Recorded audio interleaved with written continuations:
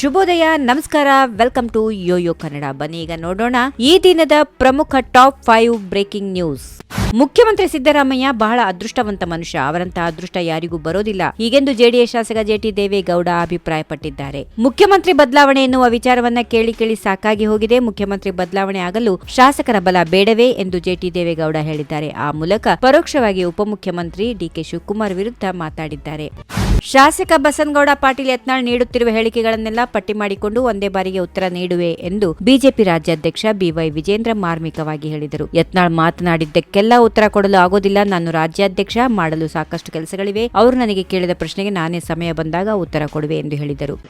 CM Siddaramaiah ಅವರ ಪತ್ನಿ ಮಲ್ಲಿಕಾರ್ಜುನ್ ಸ್ವಾಮಿ ಮತ್ತು ದೇವರಾಜ್ ಅವರಿಗೆ ಮೂಡಾ ಪ್ರಕರಣದಲ್ಲಿ ಕ್ಲೀನ್ ಚಿಟ್ ಲಭಿಸಿದೆ. ಈ ಕುರಿತು ಪ್ರತಿಕ್ರಿಯೆ ನೀಡಿದ ಕೇಂದ್ರ ಸಚಿವ ಪ್ರಹ್ಲಾದ್ ಜೋಶಿ, ಇದು ನಿರೀಕ್ಷಿತ ತೀರ್ಪು ಎಂದು ವಾಗ್ದಾಳಿ ನಡೆಸಿದ್ದಾರೆ. ಲೋಕಾಯುಕ್ತ ತನಿಖೆಯಲ್ಲಿ ಕ್ಲೀನ್ ಚಿಟ್ ಸಿಕ್ಕೇ ಸಿಗುತ್ತೆ ಅಂತ ನಮಗೆ ಗೊತ್ತಿತ್ತು. ಅದಕ್ಕಾಗಿಯೇ ನಾವು ಈ ಪ್ರಕರಣವನ್ನ ಸಿಬಿಐಗೆ ವಹಿಸುವಂತೆ ಆಗ್ರಹಿಸಿದ್ದೆವು ಎಂದು ಪ್ರಹ್ಲಾದ್ ಜೋಶಿ ಹೇಳಿದ್ದಾರೆ.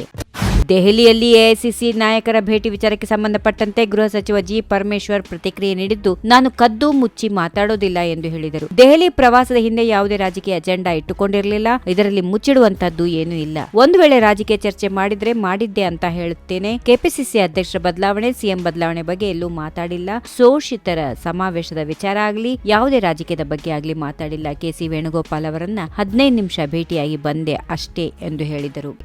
ಕೇಂದ್ರ ಸರ್ಕಾರವು ಕರ್ನಾಟಕ ರಾಜ್ಯಕ್ಕೆ ಬಾಕಿ ಇರುವ ನೀರಾವರಿ ಯೋಜನೆಗಳಿಗೆ ಅನುಮತಿ ಹಾಗೂ ಅನುದಾನಗಳನ್ನ ನೀಡಬೇಕು ಎಂದು ಡಿಸಿಎಂ ಡಿಕೆ ಶಿವಕುಮಾರ್ ಅವರು ಮನವಿ ಮಾಡಿದರು. ಕರ್ನಾಟಕ ರಾಜ್ಯದ ಯೋಜನೆಗಳಿಗೆ ಕೇಂದ್ರ ಜಲಶಕ್ತಿ ಸಚಿವಾಲಯವು ಆದ್ಯತೆ ಮೇರೆಗೆ ಅಗತ್ಯ ಕ್ರಮ ಕೈಗೊಂಡು ಅನುಮತಿ ಕೊಡಿಸಬೇಕು. ಮೇಕೆದಾಟು ಯೋಜನೆಗೆ ಡಿಪಿಆರ್ ಪರಿಗಣಿಸಿ ಅನುಮತಿ ನೀಡುವಂತೆ ಸಿಡಬ್ಲ್ಯೂಸಿಗೆ ನಿರ್ದೇಶನ ನೀಡಬೇಕು. ಇದರಿಂದ ತಮಿಳುನಾಡಿಗೆ ಪ್ರತಿ ತಿಂಗಳು ಲೆಕ್ಕಾಚಾರದ ನೀರು ನೀಡಬಹುದು. ಜೊತೆಗೆ 400 ಮೆಗಾವ್ಯಾಟ್ ವಿದ್ಯುತ್ ಉತ್ಪಾದನೆ ಮತ್ತು ಬೆಂಗಳೂರಿನ ಕುಡಿಯುವ ನೀರಿನ ಅಗತ್ಯಗಳನ್ನ ಪೂರೈಸಲು ಸಾಧ್ಯವಾಗುತ್ತದೆ ಎಂದು ಹೇಳಿದರು.